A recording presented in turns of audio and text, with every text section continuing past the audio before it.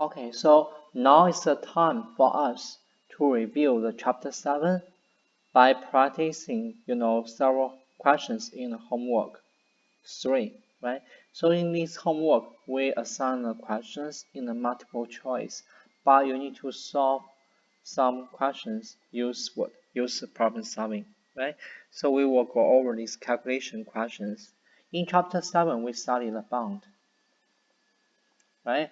And we study how to pricing a bond, right? Based on the coupon rate, right? Based on the yield to maturity, based on the number of the period, based on the face value, right? So we will go over these questions one by one in more details. The first one, the corporation has what? 7% coupon on the market, right? And also has what? 7 years left to maturity. The bond pay annual payments. If the yield to maturity is 11%, what's the current bond price, right? So these are typical questions to pricing a bond, right? First, we have the coupon rate, right? This is coupon rate. So what's the coupon payment? The coupon amount is 7% coupon rate, right? Times by the face value. We already mentioned in the previous videos, right? For all the bond we study in these methods, we assuming the face value is what? $1,000, right? So 7% coupon rate times 1,000 face value. The coupon amount every year is $70 each, right? So every year, investor will receive $70 as coupon interest payment every year, right? Yeah. And there are how many years left to maturity? 7 years left to maturity. 7 is how many period left, right? That's N. And yield to maturity's discount rate is 11%, right? The face value or the value and maturities, right, is always equal to $1,000, right? That's our future values, right? We solve what? We solve the PV, right? We solve price and the values, right? So that's how to solve the price of the bond, right? And you can draw the cash flow diagram if you want, right? There are what? There are 7 years. 1, 2, 3, 4, 5, 6, 7, right? Every year you receive what? You receive $70 as interest payment, right? They are equal, right? And also paid at the end of year, each year. So this is our ordinary annuity, right? The payment, right? On 7th year, right? On the end of 7th year, you also got face value back. So this is a single lump sum, right? So it's our future value, right? So you can say that's how this cash flow comes from, right? One's annuity, one's some lump sum payment, future values, right? You will discount, right? You will discount all this cash flow to time 0, right? To see what's the price, right? Use this one as discount rate, right? And we have how many years? 7 years in total, right? That's the question for this one, right? Now let's go to next questions, right? His price has bound on the market, also make what? Not semi-annual, annual payments, right? Annual payments. So every year you have only one interest payment, right? With 6 years to maturity, right? And the selling forward, selling for $840, right? The bond yield what? 10%. What must be the coupon rate, right? So this bond make annual payments, right? And then you can say we not know the coupon payment yet. That's what we want to solve. But we know the price, right? The price of the bond is $840, right? This one must be what? Must be minus must be negative, right? That's the PV. And be careful of the sign convention between the present value and future value, right? The future values of the bond is always what? Equal to $1,000, right? There are how many years left to maturity? 6, right? And what's discount rate? That's yield to maturity, right? This is yield to maturity. Right, that's 10%, right? So you solve what?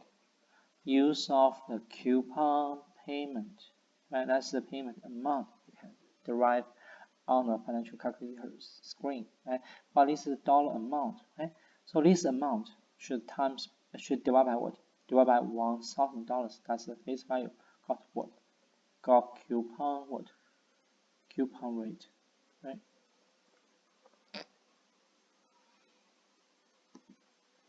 Next one, right? The corporation issued an 11-year bond 1 year ago at a coupon rate what? 11%, right? Be careful, the bond make what? Semi-annual payments, right? If the yield to maturity is on the bond 6%, what's the current bond price, right? The corporations issue bond 1 year ago, right? Now it's already has 1 year passed. How many years left? So 11 minus 1 will equal to what? 10 years left, right? 10 years left. But be careful, right? The bond make what? Semi-annual payments, right? So there are what? 2 payments each year, right? So for 10 years equal to what? 20 periods left, right? 20 periods left, right? And how much interest you can receive for every semi-annual should be what? Should be 11%, that's the annual interest rate, right? Times the face value, that's how much for the annual coupon payments, right? But these coupon payments will be divided by what? By 2, got our semi-annual what? Payments, right? So 110 divided by 2 equal to what? $55. That's the coupon payment each semi-annual, right? And what's the discount rate? Be careful, right? These are annual yield, right? But our compounding is what? Semi-annuals, right? So our discount rate should be also match with our compounding frequency, right? We also have should be 3% what? Discount rate, right? And then we have the future values, right? Like we mentioned, it's always what? $1,000, right? So you can solve what? You can solve the what? PV, right? So let me summarize these questions again, right? Be careful, right? For semi-annual payments, you must do some adjustment, right? For these semi-annual compoundings, right? First is how many periods, right? Next is the semi-annual payments. Last one is what? Is semi-annual discount rate, right? So there will be 3 adjustments, right? For the semi-annual questions, right? And also in our CFA test, all CFA tests, right? Assuming the bond make what? Semi-annual coupon payments, right? So for semi-annual coupon payments questions, be careful, keep it in your mind, right? There are 3 what? 3 adjustments, right? For the semi-annual coupon. The next one, right? The corporations issue the bond, right? 18 years bond, right? But 2 years what? Ago, right? So 18 years minus 2 will be what? 16 years left, right? Every year have how many payments? Be careful. Also semi-annual payments, right? So 16 times 2 will be what? 32 payments left, right? And for coupon payments, each semi-annual year will be 9.5%, right? Times the face value, right? 1,000, right? And these annual payments will split into 2 payments for each semi-annual year, right? So 95 over 2 will be $47.5 each for the semi-annual coupon payment, right? We have the face value is always what? $1,000, right? The bond Now trading with what? 105% par value, right? So what's the PV? PV is 105%, right? Times 1,000, right? Equal to $1050. Be careful, this one must be what? Must be negative, right? Because these two with this one must have what? Different sign, right? You spend this money to purchase the bond, right? It's out of your pocket, right? So it's an outflow. But you receive the coupon and what?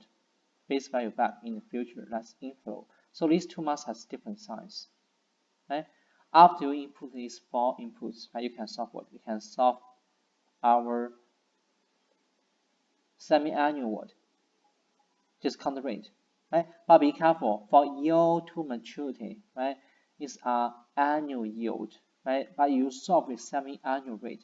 So this one should be times 2 got what? Got an annual yield, right? Be careful, right? So in a multiple choice questions, you can found some choice will just happen to be the half of another choice, right? So most likely, the answer with the double of the value of the other choice should be possible the right choice because the yield to maturity is annual yield, right? It's annual, right? Annual compounding yield, right? So this semi-annual rate should be times 2 got our annual yield, right? Last one, suppose the real rate is 8%. Inflation rate is 1.6%. What rate would you expect to see on a treasury bill? Right? Anything you see on the market is what? Is a nominal rate. Right? Nominal rate. Nominal rate should include both real rate and what?